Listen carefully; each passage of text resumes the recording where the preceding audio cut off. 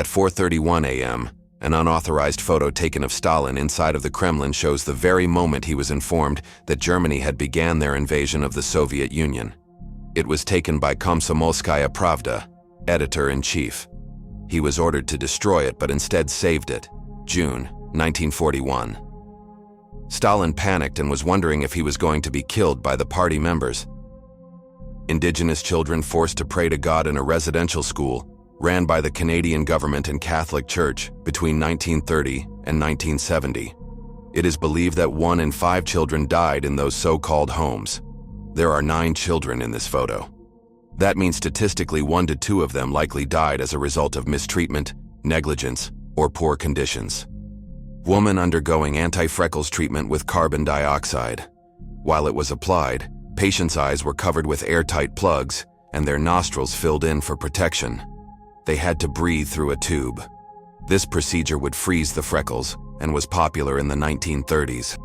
A French soldier whose face was mutilated in World War I, being fitted with a mask made at the American Red Cross studio of Anna Coleman Ladd, 1918. There were 300,000 French soldiers and sailors classified as mutilated, and around 15 to 20,000 of them that required masks. Coal miner waiting to get into the communal shower at the end of his shift, taken in Gelsenkirchen, Germany, 1958.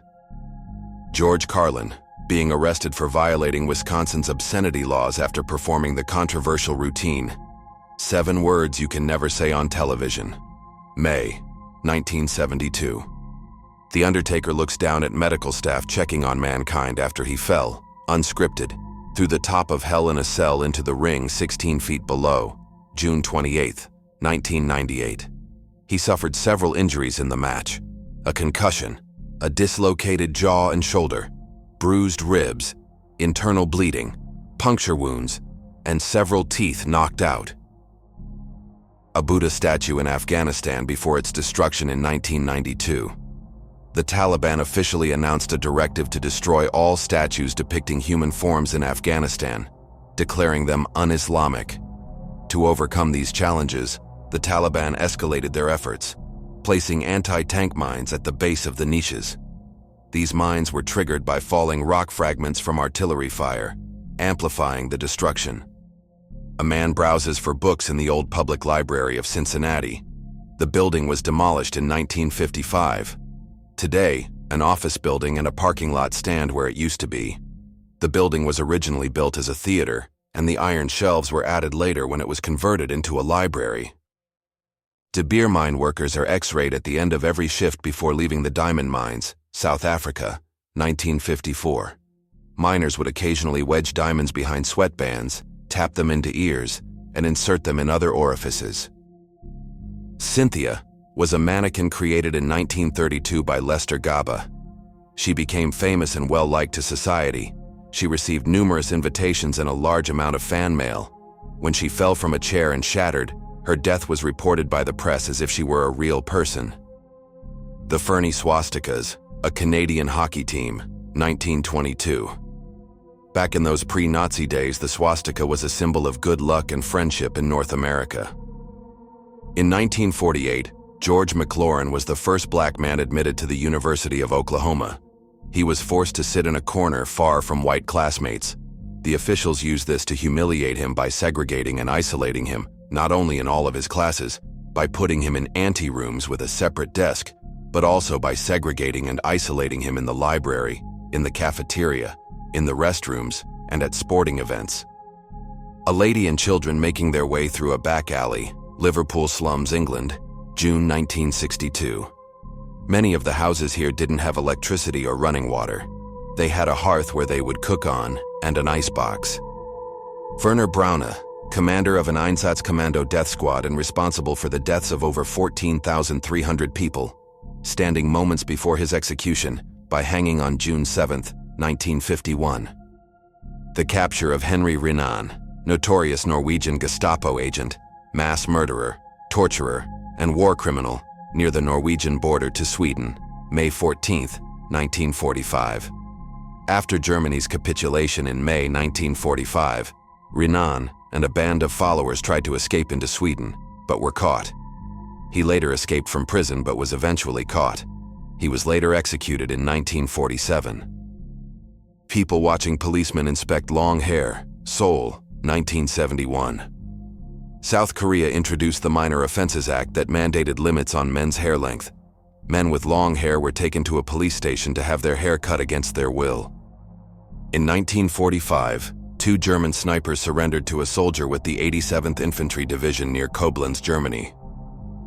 German soldiers crossing the border into Soviet Union at the start of Operation Barbarossa, the largest land invasion in history, with around 10 million combatants and 8 million casualties, June 22, 1941. Luther King Jr. in Memphis, Tennessee on April 3, 1968, one day before his assassination.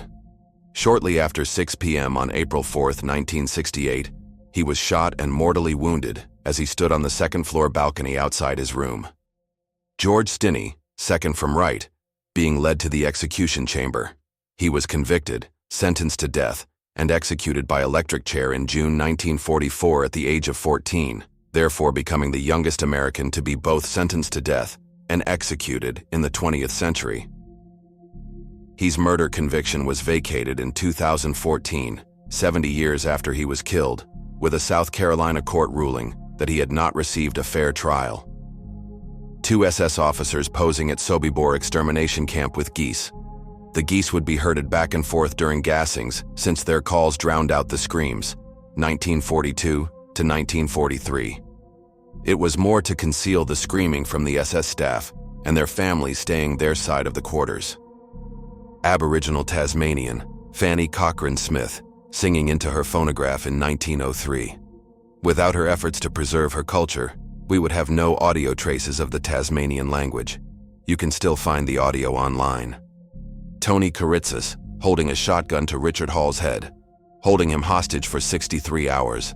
There was a dead man's wire to ensure if Tony was shot, Richard would be too. After being told he'd get $5 million and not be prosecuted, Tony let Richard go, declaring himself a goddamned national hero. However, he did not in fact receive $5 million and was prosecuted, although he was declared not guilty by reason of insanity. An Austrian tailor, Franz Reichelt, created a parachute prototype that he believed would save thousands of lives from air accidents. He had so much confidence in his homemade invention that he tested it by jumping off the Eiffel Tower on February 4, 1912, and fell 187 feet straight to his death. In the 19th century in Peru, Afro-descendant women were enslaved and chosen for their ability to produce breast milk and their experience in caring for children. However, their work was more than just breastfeeding. Most of them were constantly abused, so that they were always pregnant to be able to breastfeed the children of the families. An officer of the Italian Cavalry School doing his last exercise in 1906. To pass, every officer must go down the descent of Mombrone, a 6-meter drop from the window of a ruined castle near Pinerolo. It was considered the final test of bravery. From 1932 to 1972, the Tuskegee syphilis study lured black men with false promises of treatment. Instead, doctors watched as syphilis ravaged their bodies, leaving them to suffer and die, all for the sake of science. This study is referenced as one of the worst ethical breaches conducted in the name of research. Austrian mountain troops in the Isonzo district, climbing a steep rock face with ropes. They are planning to ambush a detachment of Italians on the other side, 1915.